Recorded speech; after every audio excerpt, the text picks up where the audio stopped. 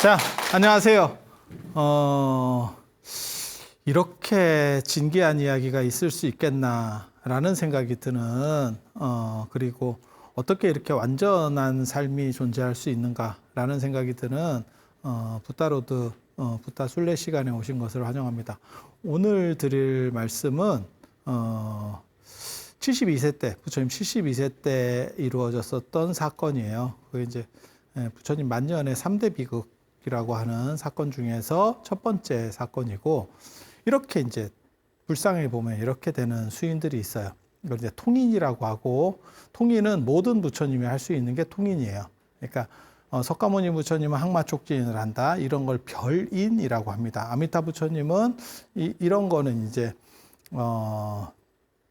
중품 중생인이라고 하거든요. 아미타 부처님한테 제일 많이 나오는 수인이고, 그 다음에 약사열애 같은 경우는 이렇게 약함을 들고 있는 약기인, 이렇게 할 경우도 있습니다. 그래서 이렇게 이런 걸 보고 별인이라고 합니다. 그 부처님만 하는 특수한 손모습이라고 하는 거고, 통인은 어떤 부처님이든지 할 수 있어라고 하는 게 이렇게 들고 있는 거예요. 그래서 이렇게 손을 드는 모습이 이게 이 72세 때 사건에서 연유했다라는 썰이 있습니다. 썰이 일반적으로 많이 알려진 이야기인데, 그거를 뭐 저는 그게 잘못됐다라고 생각하는 사람 중에 하나예요. 근데 어떻게 알려져 있냐면, 술 취한 코끼리에게 술을 먹여서 부처님을 시해하려고 했을 때, 그때 아사세 왕하고 제바달다예요. 그 팀이 그렇게 했을 때 부처님께서 손을 들어서 이렇게 해서 그 코끼리를 막아섰다라고 하는 그 이야기에서 요걸 이제 시무에인, 이걸 여원이라고 하는데, 이 시무에인이 나왔다라고 하는 미술사적인 썰이 있습니다. 근데 왜 저는 틀렸을 거다라고 얘기하냐면, 이 수인의 연호는 인도 사람들은 아리안 쪽의 인사법이에요. 그래서 상대가 인사를 할 때 이렇게 받아줘요. 이렇게 받아줘. 아리안족이 인사를 받는 방식 중에 하나예요. 그리고 제가 전에도 말씀드렸지만, 모든 인사는 상호례이기 때문에 상대가 인사를 하면 어떤 액션을 취해주는 거예요. 그냥 가만히 있는 게 좋은 거는 아닙니다. 그거는 결례고 신뢰가 되는 거예요. 자, 부처님과 관련해서 말년에 세 가지 비극이 있어요. 만년에 세 가지 비극. 지난 시간에도 얘기했지만, 첫 번째가 72세 때 발생한 성견준 비바사에 즉위하고, 아사세왕 즉위하고 8년 뒤에 부처님께서 돌아가셨다, 열반하셨다라는 기록에 근거해서 72세라고 얘기를 하는 겁니다. 그래서 72세 때 제바달다의 반란, 다의 파승가라고 합니다. 승단을 깨트렸다. 그 다음에 두 번째, 72세 플러스 알파 때 벌어진 비우리 왕의 석가족 전멸 사건에 의한 석가족 전멸이에요. 전멸까지는 아니고 일부는 살아남았어요. 그 이야기는 나중에 요 다음에 요 얘기 끝나고 해드릴게요. 전멸 사건, 멸망이라고 하죠. 굉장히 부처님이 이때도 엄청난 충격을 받았습니다. 그리고 세 번째 사건이 사리불 목건연의 열반.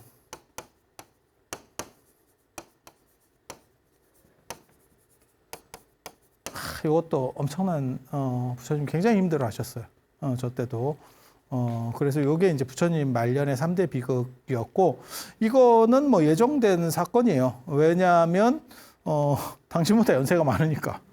그리고 당신도 연세가 많았다고 나오니까, 뭐, 먼저 연세 많으신 분이 뭐, 가는데 순서는 없다더라. 이래도 뭐, 암묵적 순서는 있죠. 뭐, 그렇지 않을까? 그래서 이거는 뭐 예상 가능한 정도 일인데, 교단이 좀 흔들려요. 이것 때문에. 그래서, 요 세 가지가 부처님의 이제 말년의 3대 비극이라고 하는 거고, 이 중에서 오늘 지금 얘기할 거는 이겁니다. 이 얘기가 굉장히 복잡합니다. 굉장히 복잡합니다. 그냥 단순하게 끝나는 얘기가 아니에요. 그리고 여러분들이 아실 때는 어떻게 나오냐면, 제바달다라고 하는 사람이 부처님을 시해하려고 했었다. 라고 하는 사건인데, 실제로 세 가지 사건이 있었어요. 세 가지 사건이 있었어요. 그래서 첫 번째는 암살을 보내요. 살수를 보냅니다. 나는 이게 가능했다고 생각하거든. 이게 가장 어떻게 보면 유력한 거였다라고 생각을 해요. 그래서 사람을 보냈는데 그 사람이 부처님한테 조복당해 버립니다. 오히려 끝나고 불어버립니다. 죄송합니다. 죄송합니다. 제가 이러려고 온 게 아닙니다. 뭐 이러면서 끝나버려요. 그래서 해프닝으로 끝나게 되고, 두 번째 사건이 취상조복이라고 하는 사건이에요. 이거 부처님의 8대 성지 중에 하나의 왕사성이 왜 들어가느냐, 저 취상조복이에요. 인도는 술 취한 코끼리에게 술을 먹여서 전쟁을 하는 방식이 있어요. 전에도 제가 잠깐 말씀드렸지만 알렉산더의 동방원정을 막아내는 게 인도의 코끼리 부대예요. 코끼리 부대. 그래서 찬드라굽타에게는 8,000마리의 코끼리가 있었다.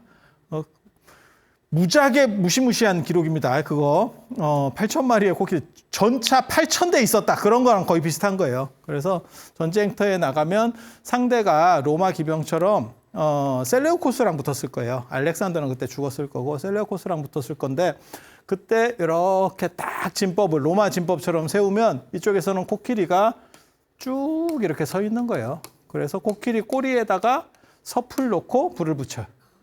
그리고 애 낳고 얼마 안 된 코끼리를 앞에다 세워. 이거 좀 잔인한데. 그러면 꼬리에다 붙이고 앞에는 갑옷 같은 걸 씌우고 그 다음에 이 상하에다가 칼 같은 거를 이렇게 묶어주는 거예요. 그러면 꼬리에 불을 붙이는 게 아니야. 꼬리 뒤쪽에 섭을 늘어뜨려 가지고 이렇게 집단에다가 불을 붙이는 건데, 뒤에 꽁지가 탄다라고 생각하고 얘가 앞으로 전진하는 거예요. 그래서 이렇게 쭉 넣고 전진시킬 때 여기다가 횃불을 들고 쭉 가면서 쫙 불을 붙이는 거야. 그러면 얘네가 일제히 앞으로 쫙 뛰어나갑니다. 쫙 뛰어나갑니다. 그러면 코끼리가 이렇게 뛰니까 이 사람들이 방패나 창 같은 거를 들고 있다고 치고 어쩔 건데 이게 지금. 그리고 잔인한 거는 저도 그런 걸 보면서 참 인간이 저렇게 잔인하구나 이런 생각. 언제나 이런 그림에 보면, 이 코끼리 전술 그림에 보면 아기 코끼리가 나와요. 아기 코끼리가 전투력이 있어서 나오는 게 아니고, 그 엄마 코끼리를 전장에 보내고 아기 코끼리가 따라가도록 하면, 엄마가 가면 애는 따라가거든. 따라가면 코끼리도 찔리면 아프잖아. 창 같은데. 저쪽도 물론 1대1로는 당연히 지겠지만, 저 군인들인데. 그래갖고 쫙 이렇게 막아서 찌를 거 아니야. 그런데 찌르면 도망가고 싶지만 아기 코끼리가 뒤에 있으면 그 애를 지켜야 된다는 생각 때문에 죽을 때까지 이거를 물러나지 않는데. 그런데 코끼리도 동물이다 보니까 사람이 이렇게 쫙 서 있으면 무서운 거예요. 그러니까 등치가 크잖아. 사람이 큰 게 아니고 떼거리로 이렇게 쫙 있으니까, 우리 영화 같은 데 보면 막 이렇게 쫙 일렬로 이렇게 서 있으면 무섭잖아. 그래서 독한 술을 쭉 먹여요. 그래서 알딸딸하게 만들어서 전투를 시키면 한두 번 찔려가지고는 아픈지를 잘 모른대. 마치 술 먹으신 분이 그 자빠졌을 때 왜 다쳤지? 뭐 이런 거하고 비슷한 지금 증세가 나타나는 거예요. 이게 코끼리 전법이라고 하는 거예요. 그래서 코끼리 술을 먹여서 죽이려고 한다라고 하는 거는 인도에 그때도 존재하고 있었던, 부처님 당시에도 존재하고 있었던 코끼리 전법과 관련된 이야기예요. 내용은 뭐냐면 술 취한 코끼리를 조복한다라고 하는 건데, 왕사성에서 부처님이 탁발을 나갔는데, 저 코끼리가 누구 코끼리냐면 아사세 왕의 코끼리입니다. 아사세 왕의 코끼리를 싹 빌려가지고 부처님을 이제 시해하려고 술을 딱 메워가지고 이게 탁발을 나가서, 굉장히 재밌는 사건이에요. 탁발을 나가서 이렇게 이제 가려고 하는데, 이쪽에 코끼리 술 취하게 해가지고 돌진시키려고 준비 중에 있더래. 그래서 이렇게 부처님과 제자들이 이렇게 같이 가고 있었는데, 이때 신도들이 뭔가 좀 이렇게 좀 이상하다라는 걸 눈치를 채. 그래서 소독 누가 와가지고 얘기를 해줘요. 저 앞에 좀 심상치 않습니다. 얘기를 해줘. 그래서 이렇게 했을 때 충돌하러 오니까 이 앞에 제자들이 있었대. 나 이 기록 보고 되게 재밌어요. 이게 굉장히 자세하게 율장이나 이런 데 굉장히 자세하게 제가 저런 거 갖고 논문도 썼었기 때문에 굉장히 자세하게 제가 다 모든 거를 다 읽었거든요. 근데 되게 재밌어. 코끼리가 막 오니까 앞에 아라한 제자들, 깨달음을 얻은 제자들이 갑자기 호금으로 둥 뜨더래. 어휴, 코끼리 온다, 야. 이러면서 이렇게 날로. 그래갖고 부처님이 혼자 이렇게, 난가? 이제 이렇게 됐대. 지가 막으면 되지. 그때 아난이 부처님을 막아서면서 몸으로다가 부처님을 딱 이렇게 막았다라고 하는. 그래서 아난이 얼마나 충성스럽고 그 다음에 부처님을 위하는 마음이 큰가와 관련돼서 전생담까지 다 나와요. 그런데 아난은 그 당시에 수다원이었고 신통이 없어. 그냥 몸으로 막아주고 싶었던 거야. 부처님을 지키기 위해서. 그런데 그거 막아도 소용이 없어. 코끼리가 뭐 돌진해 오면 그 사람이 막는다고 해서 그게 물론 조금 데미지는 줄어들겠지. 하지만 큰 차이는 없어. 그러니까 부처님께서 이렇게 아난을 치우고 손을 이렇게 들어서 딱 들으니까 코끼리가 갑자기 정신이 들면서 무릎을 꿇게 됐다라고 하는. 그래서 이게 심오의 두려움을 없애주는. 그리고 여기서 이제 약간의 이제 이게 MSG가 붙으면 뭐라고 나오냐면 이 손끝에서 사자가 나왔다. 이렇게 사자가 나왔다. 라고 하는 그거는 약간 MSG 같은 느낌이고, 근데 요거를 해서 코끼리가 무릎을 꿇고 그냥 거기서 정지돼 버렸어요. 정지됐어. 그거는 사실이었던 것 같아.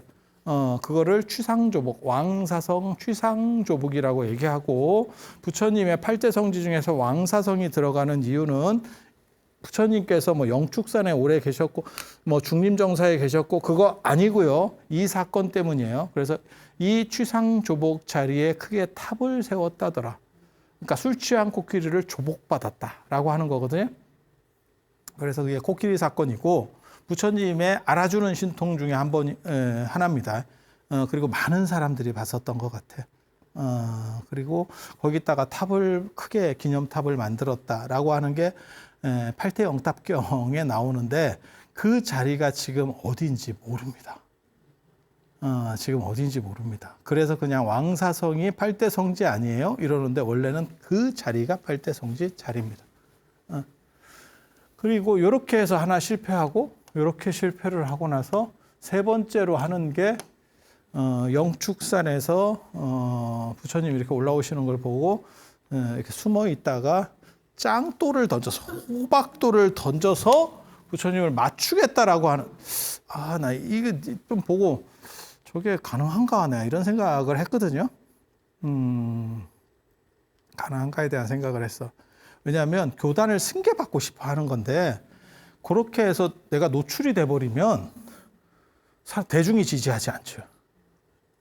쉽게 말해서 부처님을 시해한 사람을 제자들이 지지하겠어? 말 같지도 않은 거죠. 그래서 저게 가능한가? 이런데 뭔가 사건이 있었기는 있었던 것 같아. 어떻게 하냐면, 이때 부처님이 짱돌을 큰 거를 던졌는데, 제가 하다가 던졌는데, 그러니까 다 아니까 루트를 뻔히 생각을 하는 거예요. 지금 같은 교단 안에 있었기 때문에 그 루트를 정확하게 아는 거예요. 그래서 돌을 던졌는데 그게 안 맞았어. 안 맞았는데 다른 돌과 부딪히면 옆에 떨어지면서 파편이 튀어서 발가락에 상처가 났다 라고 나옵니다.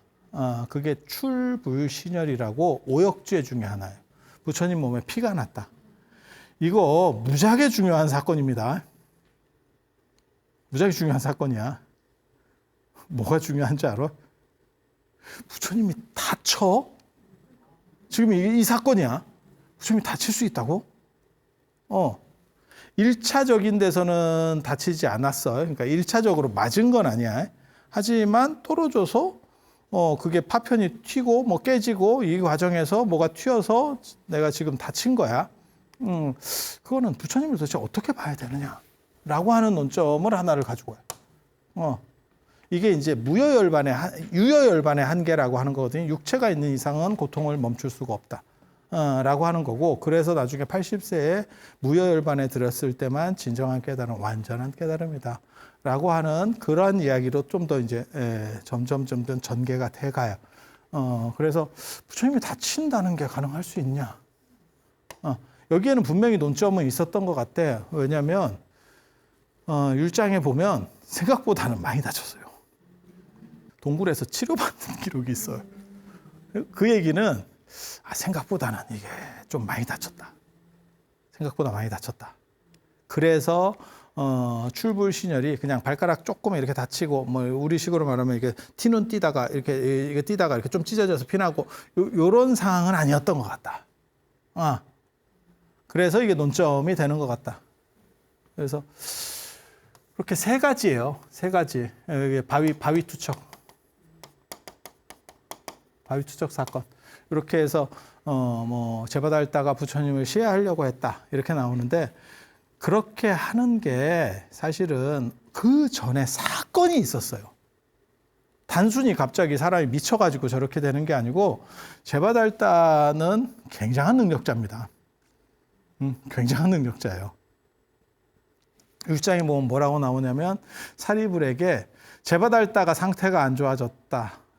마을에 가서 마을 사람들에게 제바달다가 상태가 안 좋다라고 얘기해라.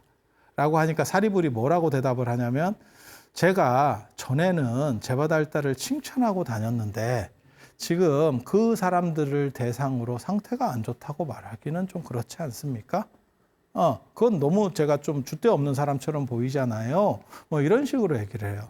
그러니까 여기서 중요한 거예요. 이게 굉장히 중요한 거예요. 왜냐하면 사리불이 여러분이 생각하는 정도의 레벨이 아니에요. 제자 중에서 압도적 일강입니다. 압도적 일강이 사리불이에요. 그러니까 부처님이 계시고 그 다음에 다른 제자들이 이렇게 있는 게 아니고, 사리불이 부처님이 계시면 마치 우리 그 태양계 안에서 태양이 있으면 달이 있고, 그 다음에 나머지 수금지와 목토천해명 이렇게, 우리 눈으로 볼 때 달이 그렇게 커 보인다는 뜻이에요. 이런 식으로 압도적 비중을 가지는 게 사리불이에요. 그러니까 아마 10대 제자 중에 사리불 빼고 다 더해도 사리불한테 안 될걸. 그 정도로 강해. 그런 사리불이 칭찬을 했다라고 하는 구절이 굉장히 중요한 거예요. 야, 제바달다가 대단한 사람이구나. 라는 걸 알게 되고, 그 다음에 부처님께서 뭐라고 말씀하시냐면, 그때는 그랬다라고 얘기를 하고 지금은 아니다라고 얘기해라. 사람이 바뀌었다. 그래서 고지해 줄 필요가 있다. 이렇게 말씀을 하셔요. 그래서 제바달다가 굉장히 생각보다는 대단한 사람이고, 제바달다가 부처님을 시해하려고 처음부터 했던 게 아니에요. 부처님한테 무엇을 요구했냐면, 부처님이 이제 연세가 많으시고, 그러니까 저한테 교단을 승계시켜 주시면 어때요? 그러니까 로마 카톨릭의 교황 생각하면 돼요. 교황 생각하면 돼. 그래서 그 다음은 전가요? 를 했을 때, 그때 부처님께서 남의 침이나 먹고 다니는 놈이 네가 뭘 안다고 이러면서 모욕을 줘요.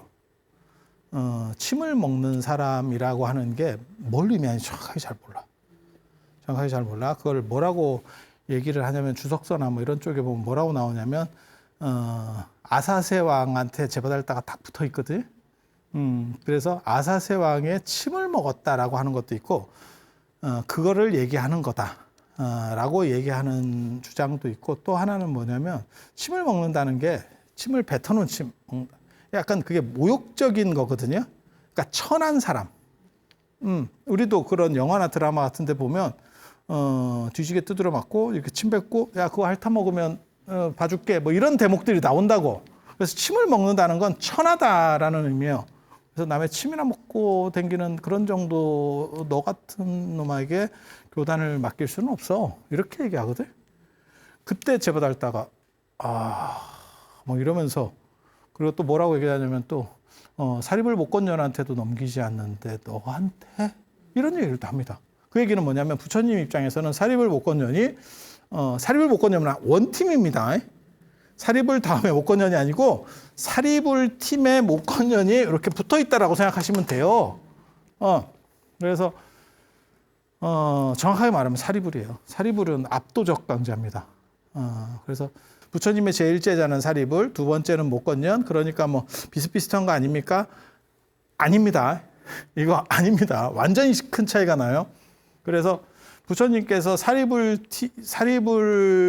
이야기를 하시면서 제바달다를 까고 또 모욕적인 그 침을 먹는다. 그거 굉장히 충격적이었을 거예요.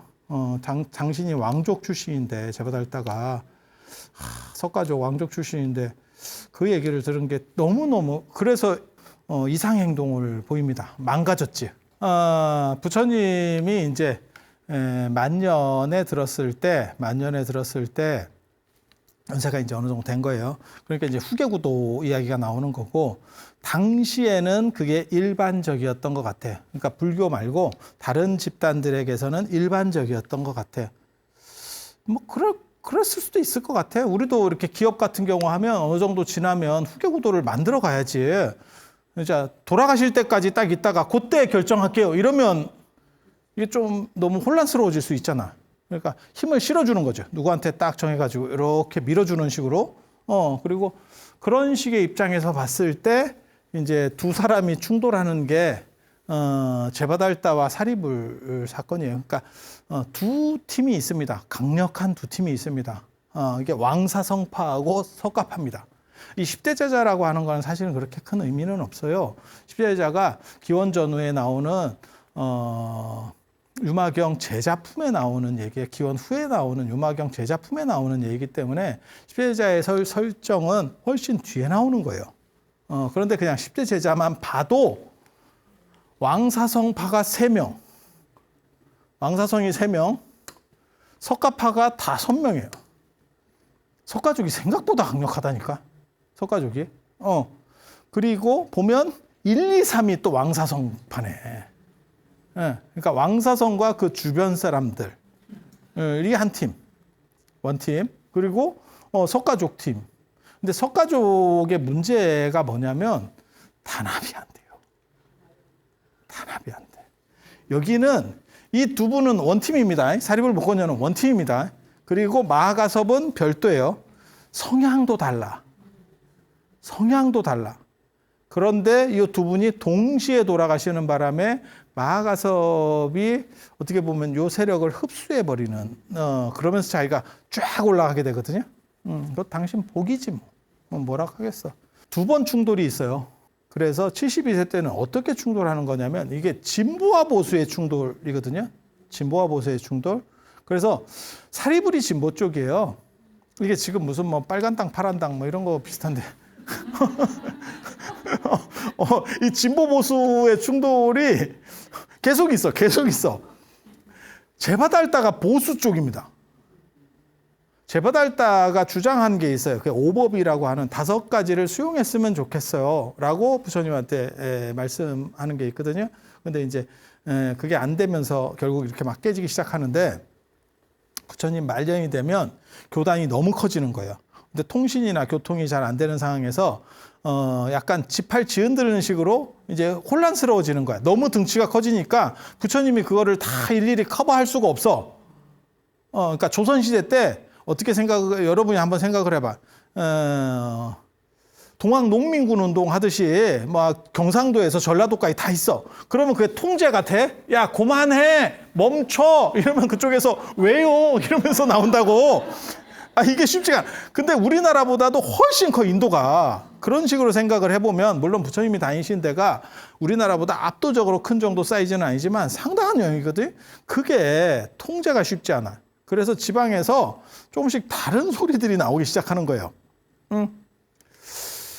그 상황에서 제바달다가 뭔가를 이렇게 특징적으로 우리의 어떤 캐릭터를 딱 정해서 교단의 특징을 잡읍시다 라고 얘기를 하고 그와 동시에 뭐냐면 그래서 제가 다음입니다 라고 얘기를 하는 거예요.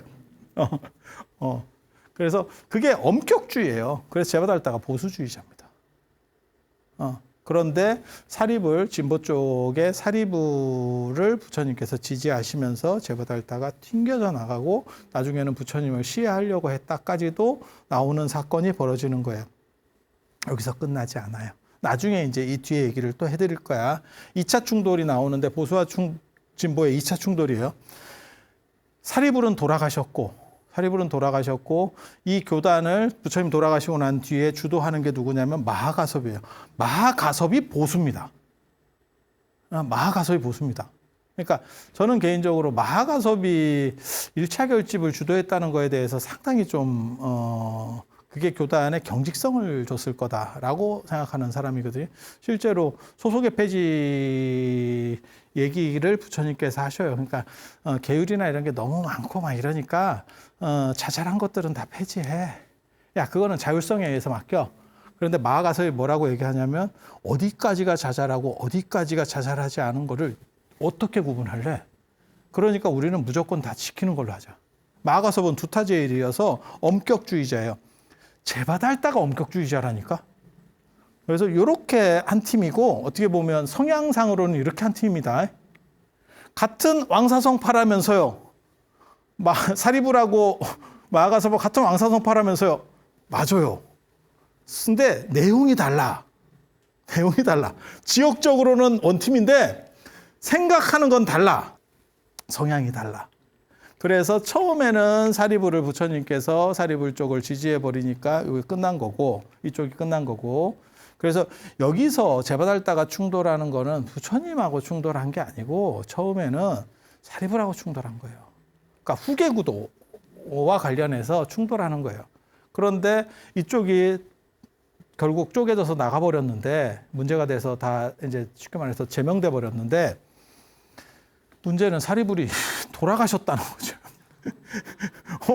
승자인데 제가 먼저 가야겠습니다. 이래가지고 지금 이제 혼란스러워지는 거예요. 그게 나중에 법등명, 자등명 문제. 정확하게 하면 자등명, 법등명입니다. 그 얘기도 나중에 해드릴 거예요. 그게 무엇을 의미하는지 여러분이 생각하는 거하고 전혀 다른 의미입니다. 그래서 1차 충돌은 72세 때 이루어지고 2차 충돌이 언제냐면 부처님께서 돌아가신 직후에 그때 마하가섭이 잡습니다. 아난이 그걸 잡으려고 했으나 아나율이 반대하면서 결국은 마하가섭이 잡고 그 다음에 그 결집이라고 하는 거를 부처님께서 돌아가신 자리에서 해야 되는데 마하가섭이 불리하다고 생각했기 때문에 굳이 왕사성 치력골 당신의 어떻게 보면 홈그라운드까지 끌고 와요. 거기에 아사세왕을 추가하고 아사세왕은 또 나중에 변절해요. 그런 얘기 좀 해드릴게요. 그렇게 된 상황에서 어떻게 보면 아난이 이제 내쳐지는 상황이 되고 그리고 거기서 끝나는 건 아니에요. 불아나라고 하는 사람하고 또 충돌합니다. 이걸 굴레 결집, 이걸 구례 결집이라고 그래요. 불아나가 누군지 모릅니다. 부르나 아닙니까? 아닙니다. 부르나는 그 전에 순교했고요. 불아나라고 하는 분이 누군지 모릅니다. 근데 500제자를 대동하고 왔다라고 나오거든요. 그래서 500제자를 대동했다라고 하는 말 자체가 이미 대제자라는 뜻이에요. 그냥 500제자를 거느린다라고 하면 리더라고 하는 최고 어떻게 보면 수장급, 원로급 뭐 이런 의미예요. 경전에서 보면. 그래서 이 불아나하고 마하가섭이 한번 또 충돌을 합니다. 그러니까 1차 결집 때 2번 충돌해요. 이게 여러 번 충돌합니다. 그러니까 부처님 돌아가시고 나서 그 1차 결집 나중에 그런 얘기까지 제가 한번 해드릴 거예요. 이거 굉장히 재밌는데 이런 얘기 제가 잘 안 하는데 이게 왜 그러냐면 스님들이 약간 싸우는 얘기들이 중간에 나와가지고 그러니까 뭐 주먹 쥐고 싸우고 이건 아닌데 정신 건강에 안 좋을 수 있어요. 여러분 생각하고 약간 달라. 그리고 나서 나중에 아난이 다시 마하가섭을 정리합니다. 그게 마하가섭이 개족산에 들어가서 명상한다. 선정에 들었다라고 하는 내용으로 남아있는. 그래서 보수와 진보의 이 충돌 관계들이 나오게 되는 것들이 불교사에서 굉장히 중요해요. 그리고 불교는 기본적으로는 진보 쪽을 으로 가려고 해요. 그러면 이 마하가섭하고 제바달타 상당히 비슷한 캐릭터입니다. 엄격주의자라고 하는 거예요. 엄격주의자. 제바달타는 뭘 요구했느냐? 제바달타가 뭘 주장했는지를 제가 다 뽑아놨어요. 제가 이런 걸 연구를 했었기 때문에 다 뽑아놨어. 오법이라고 하는 5가지를 수용했으면 좋겠어요. 라고 부처님한테 지금 이 교단이 약간 이렇게 너무 비대해져가지고 이렇게 흔들흔들 하니까 기준을 다시 한번 해서 리모델링을 합시다. 그래서 기준들을 딱 세웁시다. 이렇게 해서 얘기를 했대. 근데 이게 경전마다 좀씩 달라. 율장이 굉장히 중요한 문헌들이에요. 율장이 훨씬 더 오래된 겁니다. 경전보다. 그래서 이런 거를 쭉 찾으면 몇 개가 나오냐면 아까 그 72세 때 그 부처님 그 했다는 그게 성견율 비바사. 저 2권에 성견율 비바사 2권에 부처님 아사세가 즉위하고 8년 뒤에 부처님이 열반하셨다. 이런 기록들이 나온다 그랬잖아. 그래서 사분율, 오분율, 십속률, 빨리율, 선견율 그 다음에 뭐 쭉 많아요. 이거 제가 다 찾은 거예요. 거기 있는 것들을 쭉 찾아본 거예요. 그래서 15종류에 나오는데 내용이 약간씩 달라. 약간씩 달라. 그런데 요약해서 보면 요겁니다. 의식주 3가지인데 의식주 3가지에 관련된 거야. 옷은 분소이만 입죠. 할절이라고 하는 건 입을 필요가 없을 것 같아요. 할절이는 뭐냐면 지금 조계종 스님들이 입고 있는 게 할절입니다. 분소이는 시체를 감았던 것들, 그 다음에 제단에 쌌었던 것들, 그 다음에 부정한 어떠한 뭐 이렇게 제단 같은데 이렇게 탁자 테이블보 같은 걸 쓰면 그때는 굉장히 좋다라고 생각하는데 그거는 거기에 어떻게 보면 신이나 귀신이 임재해 있었다 그래가지고 집에서 다른 걸로 쓰는 거를 원치 않아요. 그래서 그런 걸 버리거든요. 그래서 그런 버려진 천들을 이렇게 누더기로 기우면 그걸 분소이라 그래요. 분소이라 그래. 그런데 그 당시 기록에 보면 뭐라고 나오냐면 분소이 입은 사람들을 청빈하다고 생각은 했는데 도시 문화가 발전하기 시작하거든요. 도시 국가들이 발전하면서 그런 수행자가 집에 오는 것을 꺼려한대. 존경은 하는데 우리 집에는 안 왔으면 좋겠어요. 자, 여러분이 바꿔놓고 생각해봐. 내가 시체를 쌌었던 그런 수의 같은 걸로 천을 기워 입었어. 자, 내가 여러분 집에 가. 그러면 소파에 앉으면 야, 그 소파에 내 손자를 다시 앉게 하고 싶겠어? 어때? 그 사람은 참 존경스러운데 이게 뭔가요? 라는 생각이 있어요. 그래서 율장에 보면 뭐라고 나오냐면 부자가 지키도록 딱 하인들을 시켜서 하고 그 스님, 내가 좋아하는 스님이 있는 거야. 그 스님 앞에 천을 조각내서 하나씩 떨어뜨리라는 얘기가 나와. 그러면 그 스님은 떨어진 거니까 주워. 그래서 그걸로 꼬매서 분소이를 만들어 입어. 그러니까 이미 그게 싫은 거야. 쉽게 말해서 저 분소이라고 하는 개념이 싫은 거야. 그게 어디 뭐 묻었던 건지도 모르는데. 그래서 제바달타는 엄격주의자이기 때문에 분소이를 얘기하고 그리고 놀라운 얘기가 나옵니다. 그 다음에 식과 관련해서 먹는 게 인도는 의식주 중에서 덥기 때문에 옷이라든지 주거시설이 그렇게 대단할 게 없어요. 그런데 먹는 거는 비중이 있죠. 그래서 언제나 걸식만 하지 공양청 하지 말자. 공양청이라고 하는 게 저게 진짜 재밌는 제도예요. 공양청. 스님들을 찍어서. 그러니까 인기 있는 스님은 걸식할 필요가 없어. 탁발 나갈 필요가 없어. 줄 서 있다. 뭐하고 똑같은 거냐면 예를 들어서 유명한 가수야. 뭐 이름을 말하기는 그렇지만 아주 유명한 가수야. 그러면 우리가 와가지고 예를 들어서 돈을 드릴 테니까 산사음악회 같은데 공연 한번 해주실래요? 그러면 그쪽에서 뭐라 그러면 1년 거 잡혀 있습니다. 이렇게 나오거든. 2030년에 잡아드릴까요? 뭐 이렇게 나올 수 있는 거야. 이해가 되시죠? 그래서 그것은 안 맞는다라고 해서 제바달다는 골식만 주장했어요. 그리고 금지식을 얘기하는데 뭐가 있냐면 생선과 고기 먹지 말자. 고기 생선 먹지 말자. 그거 제바달다 주장이에요. 그게 제바달다 주장이에요. 율장에 보면 비구는 5가지를 먹을 수 있다라고 나오거든요. 그게 고기, 생선, 그 다음에 마른 밥, 고기, 생선, 마른 밥, 죽, 밥. 밥이나 마른 밥이나 똑같은 거 아닙니까? 아닙니다. 이거 미숫가루 같은 거라서 마을과 마을을 이동할 때 중간에 아무도 없을 때는 그걸 가지고 가서 어떻게 보면 이쪽 마을에서 이쪽 마을로 가는데 하루 안에는 뭐 아무도 안 살아. 그러면 그걸 가지고 선식같이 이렇게 먹으면서 가는 거예요. 그게 마른 밥이에요. 죽은 아침에 먹는 거고, 고기나 생선도 먹게 다 돼 있어요. 그래서 저렇게 돼 있는데 고기나 생선을 먹는 것은 좀 잔인한 것 같으니까 먹지 말자. 그거 제바달다가 주장하는 거예요. 제바달다가 주장하는 거예요. 그리고 또 뭐가 있냐면 유제품 먹지 말자도 있어요. 가장 놀라운 건 소금 먹지 말자가 있어요. 무염식 이야기의 최초가 제바달다입니다. 제가 보기에 무염식 얘기가 나옵니다. 무염식 얘기. 유제품 먹지 말자. 유제품은 약간 어떻게 보면 기호식품이고 사치식품이에요. 그러니까 치즈라든지 뭐 요즘으로 말하면 요플레 같은 거 지금은 흔하니까 그런데 옛날에는 그게 굉장히 좋은 음식이에요. 그러니까 그런 거 자꾸 먹지 말자. 그러니까 최저로 떨어뜨리자라고 얘기하는 거고, 절에 살지 말고 수완오자 나무 밑에서 있고 노숙해. 노숙. 길에서 노숙. 어떻게 해야 되나요? 앉아서 장좌불하로 계속 하는 거야. 이게 수행이지. 부처님이 그렇게 말씀하셔요. 제바달다가 저렇게 주장하니까 그렇게 하고 싶은 사람은 그렇게 해도 된다.